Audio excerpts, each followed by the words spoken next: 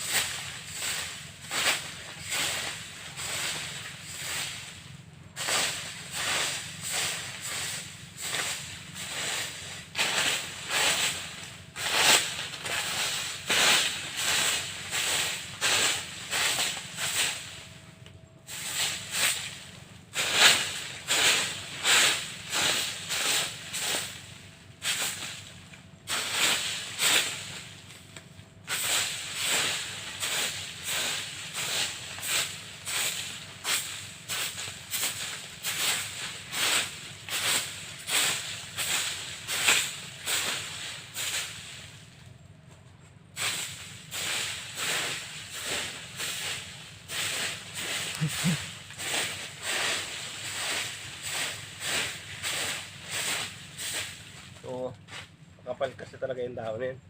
Wala tayong magagawa dyan. Hindi naman natin pwede putulin yung puno na yan. Pwede putulin yan. Napakalaking suporta niyan sa atin. Lalo pag matama ang panahon. So, ito na yung pinakamagandang gawin natin kundi mag-walis.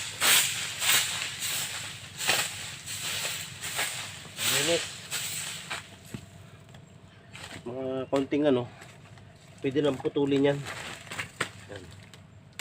Pwede na lang yan.